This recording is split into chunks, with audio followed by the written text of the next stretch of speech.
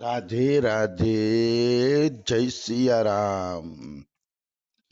આપણે આહાર દોષ ઉપર પ્રવચન ચાલે છે.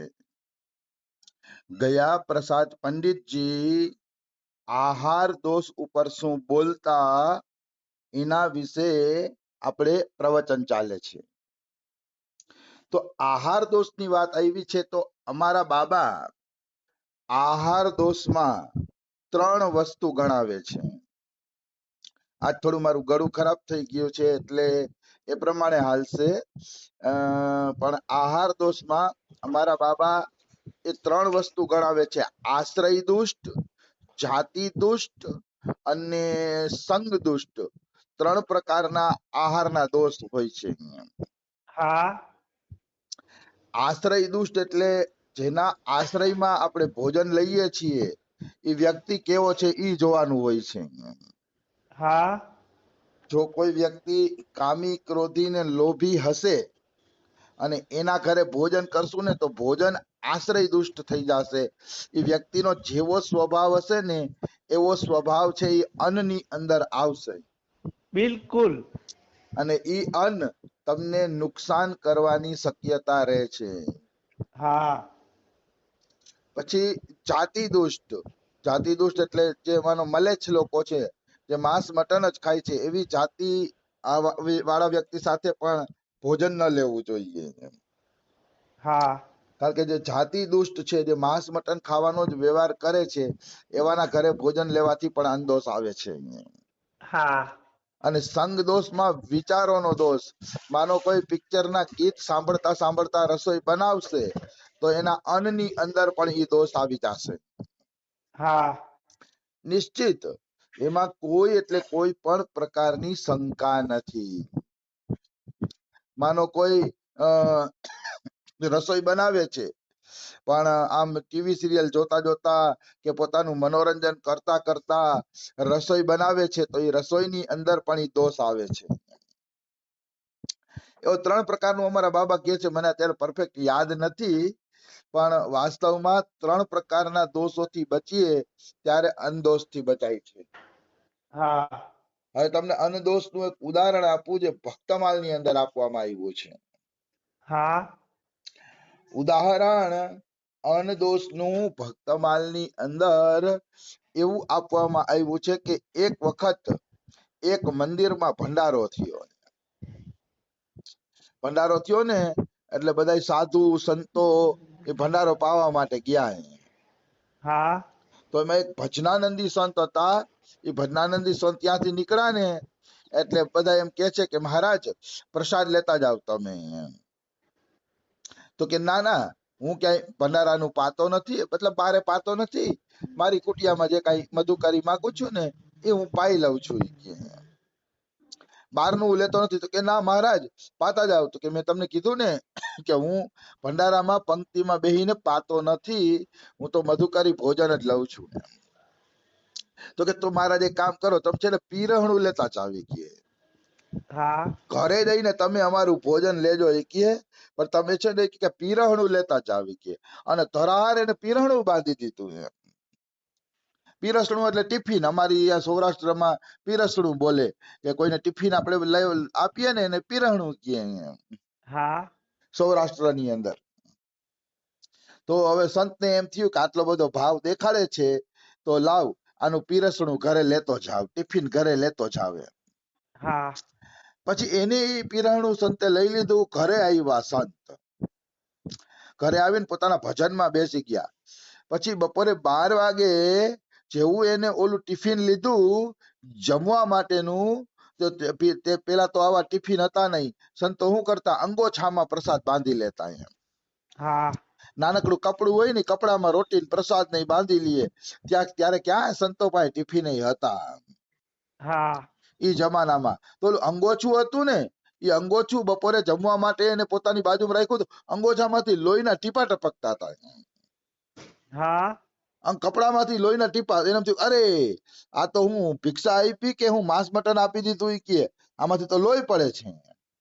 હા એટલે એને ફટફટ ફટફટ અંગોછો ખોઈલો. અંગોછો ખોઈલો તો રોટીની જગ્યાએ માંસના કટકા હતા. હા એટલે એને એમ થયું કે અરે પ્રભુ, આ તો મારો ધર્મ ભ્રષ્ટ થયો, આ તો માંસના ટુકડા છે. એટલે સંતને ગુસ્સો આવ્યો કે સંત હારે આવી મજાક કરે છે. હા એટલે સંત ગયા મંદિરમાં, અને મંદિરમાં જઈને એના જે મહંતજી હતા ને, એના મહંતજીને ફટકારે છે. એના જે મહંતજી હતા ને એને ફટકારે છે, હા ખૂબ ફટકારે છે એમ કે તમે આ કેમ જમાડ્યું, ના કોના તરફથી ભંડારો હતો ને આ ને તેને. તો મહંતજી કે ભાઈ મારો કોઈ દોષ નથી. એક ડોક્ટર આવ્યા હતા કે આજે શહેરમાંથી કે, અને ડોક્ટર તરફથી આ ભંડારો હતો ઈ કે. હા તો કે અચ્છા, ડોક્ટર તરફથી ભંડારો હતો કે. તો કે ઈ ડોક્ટર બોલાવો તમે અહીંયા, અમારે પૂછવું છે કે એને ભંડારો શું કામ કરાવ્યો. પછી તાર કરીને ડોક્ટરને બોલાવ્યા. અને ડોક્ટર આવ્યા એટલે આ સાધુએ તરત પૂછ્યું કે અમારો તું ધર્મ ભ્રષ્ટ કરે છે કે, બોલ કેવાનો ભંડારો કર્યો હતો તે કે, સાચું બોલ. ત્યારે ઓલો ડોક્ટર શું કે ખબર છે કે મારી પાસે એક ગર્ભપાતનો કેસ આવ્યો હતો.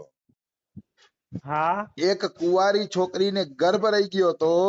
એ ગર્ભપાતનો કેસ મારી પાસે આવ્યો, તો મેં ઈ ગર્ભપાત કરી દીધું. ઈ કે મેં ગર્ભપાત કરી અને ઓની પાસે તગડા પૈસા લીધા કે શેઠિયા પાસેથી, અને વિચાર્યું કે તગડા પૈસા લઈ લઉં, થોડોક ભંડારો કરી નાખીશ એટલે મારા પાપમાંથી મુક્તિ મળી જશે. હા એટલે ગર્ભપાત કરીને એને ભંડારો કર્યો હતો ને, એટલે સંતને માંસના લોચા દેખાણા. કારણ કે ગર્ભમાં રહેલા શિશુના કટકા કરવા પડે ગર્ભપાત કરે ને ત્યારે. હા અને એક વાત યાદ રાખજો, રામસુખદાસજી કહે છે કે ગર્ભમાં આવેલા જીવમાં પ્રાણ આવી ગયા હોય છે, એટલે ગર્ભપાત એ હત્યા બરાબરનું જ પાપ છે. હા અને જે લોકો ગર્ભપાત કરાવે છે એ 7 જન્મ સુધી માં નથી બની શકતા. હા 7 જન્મ પછી એને 7 જન્મ સુધી એને માતૃત્વનું સુખ નથી મળતું પછી. એટલે ગર્ભપાત એક ભયંકર બીમારી છે, એ ક્યારેય કરવું જોઈએ નહીં. આવી વસ્તુ છે. એટલે ગર્ભમાં એ ડોક્ટરે બાળકને માર્યો હતો, એટલે એના માંસના લોથડા એને દેખાણા. તો કહેવાનો ભાવ શું છે, ખોરાક વિચારપૂર્વક જમવો જોઈએ, બધાયનો ન જમવો જોઈએ. કોણ કેવા કામ કરીને ભંડારા કરે છે કોને ખબર છે. હા કોણ કેવા કેવા કામ કરે છે, શું કરે છે, તો ઈ જોયા વગર થોડું કઈ ગમે જ્યાં ત્યાં જમી લેવાનું હોય. એમ બહુ ધ્યાન રાખવા જેવી વાત છે અને યાદ રાખવા જેવી વાત છે. એટલે ભોજનમાં સાવધાની હોવી જોઈએ. આમ તો હું કહું ને તો વૈષ્ણવ સિવાય કોઈના ઘરે ભોજન લેવું જ નહીં. જ્યાં ઠાકોર સેવા થતી હોય, વૈષ્ણવ સેવા થતી હોય, જે ઘરમાં લસણ ડુંગળી પણ ન ખવાતા હોય ને, એવા વૈષ્ણવોના ઘરે બને ત્યાં સુધી ભોજન લેવું જોઈએ. બિલકુલ. અમારા બાબાનો આ નિયમ છે. અમારા બાબા એમ કે છે કોઈ લસણ ડુંગળી વાળા ટોપલામાં શાક બનાવતા હોય ને તો તમારે તમારું અલગ રાખવું, એમ કેતા હોય અમારા બાબા. હા હા મને ઘણા બહેનો કેતા હોય એટલે મને ખ્યાલ છે. લસણ ડુંગળી ઘરે ખાતા હોય તો આપણું અલગ હોવું જોઈએ, એવો અમારા બાબાનો મત છે. આવી વસ્તુ છે. એટલે અન્ન દોષ મોટો દોષ છે, એનાથી બચવું જોઈએ. કારણ કે અન્ન ઈ જ આપણા જીવનને બનાવે છે, એટલે યાદ રાખવું જોઈએ. આવી વસ્તુ છે. પછી હું કે છે, આપ સ્વયં જૈસો सात्विक आहार करते वैसे ही अन्य साधक को करवे की सलाह देते. ગયા પ્રસાદ પંડિતજી વિશે કહે છે કે ગયા પ્રસાદ પંડિતજી જેવો સાત્વિક આહાર કરતા એવો જ આહાર કરવાની બીજાને સલાહ આપતા. બીજાને પણ એમ જ કહેતા કે તમે પણ આ સાત્વિક આહાર કરજો. જેવો પોતે આહાર કરતા એવો જ બીજાને કરવાની સલાહ આપતા, આહાર કરવાની. શાક સબ્જી में कोई हींग मिर्च मसाले प्रयोग नहीं करते. ગયા પ્રસાદ પંડિતજી જ્યાં ભિક્ષા કરવા જતા ને, પોતે તો ચૂલો રાખતા જ નહીં એના આશ્રમમાં, પણ જ્યાં ભિક્ષા કરવા જાય ત્યાં પહેલેથી સૂચના પહોંચી જાય કે પંડિતજી કયા પ્રકારનું ભોજન લે છે. હા પણ પછી તો સૂચના દેવાની હતી જ નહીં, કારણ કે પછી તો ઘર બંધાય જ ગયા હતા મહિના દીના, કે આ તારીખે આનું ઘર, આ તારીખે આનું ઘર, આ તારીખે આનું ઘર. પછી તો ઘર બંધાયેલા જ હતા, એટલે પછી એને કોઈ સૂચના દેવાની જરૂર નહોતી. હા ગયા પ્રસાદજીને ખબર જ હોય કે પંડિતજી આ રીતનો જ પ્રસાદ જમે છે. તો ગયા પ્રસાદ પંડિતજી શાક સબ્જીમાં હિંગ, મરચું અને મસાલાનો પ્રયોગ કરતા નહીં. હિંગ, મસાલા અને મરચું. હિંગ તો આમ ના જ પાડે છે કે સંતોએ ખાવી જ ન જોઈએ. મિર્ચ મસાલા પણ સંતોએ ન ખાવા જોઈએ, કારણ કે મસાલાથી છે ને સ્વાદ વધે છે અને સ્વાદ માટે સંતો જમતા નથી. અને હા મરચું છે ને તામસિક છે, તમે બહુ તીખું ખાવ ને એટલે મગજ તમારો તમતમી જાય. એટલે મરચા પણ ખાવાની શાસ્ત્રમાં મનાઈ છે. એટલે મનાઈ એટલે મરચાની આમ ના નથી, હિંગની ના છે એમ કોક કહેતું હતું મને. પણ મરચાને મર્યાદિત ઉપયોગ કરવો, મસાલા મર્યાદિત ઉપયોગ કરવા. ગયા પ્રસાદજી તો ખાતા જ નહીં મિર્ચ મસાલા. પછી જેવો જેવો જેનો ભાવ. મને તો થોડુંક મસાલેદાર હોય તો જ ભાવે છે, ખોટું નહીં. હાવ બાફેલું મને ન ભાવે. હા હું તો મારી વાત કરું છું. પણ એટલું ખરું છે કે ઘરના શુદ્ધ મસાલા હોય અને આપણે માપે માપે નાખ્યા હોય ને તો સારું રહીએ.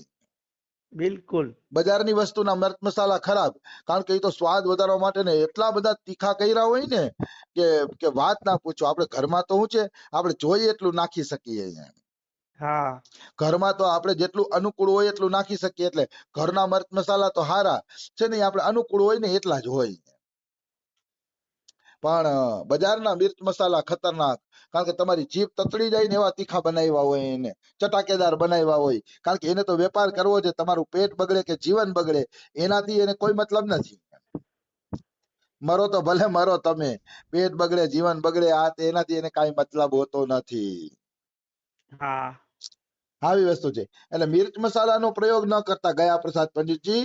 અને કૈસે હું તિક્ત, કટુ, કસાય, ઉત્તેજક, માદક આહાર કબુ સ્પર્શ તક નહીં કરતે.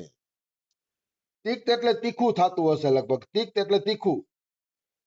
તીખા આહારનો ગયા પ્રસાદ પંડિતજી ક્યારેય પ્રયોગ કરતા નહીં. કટુ એટલે કડવો આહાર, બહુ કડવું નહીં ખાવું જોઈએ.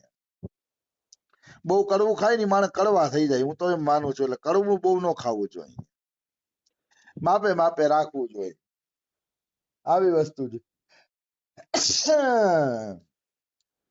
એટલે કડવું ન ખાવું જોઈએ. કસાય એટલે પછી કસાયેલું કે જે કાંઈ હોય એવું. પછી ઉત્તેજક અને માદક આહાર. ઉત્તેજક અને માદક એટલે દારૂ છે, બીડી છે, ચા છે. ચા ને પણ ઉત્તેજક આહારમાં લઈ શકાય, કારણ કે ઘણાને ચા પીવે તો સાચી નીંદર ઉડે. એટલે ચા ને પણ ઉત્તેજક આહારની અંદર લઈ શકાય છે.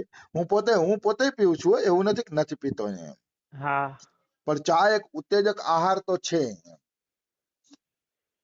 એટલે આ બધા ઉત્તેજક આહારો ગયા પ્રસાદ પંડિતજી સ્પર્શ પણ ન કરતા.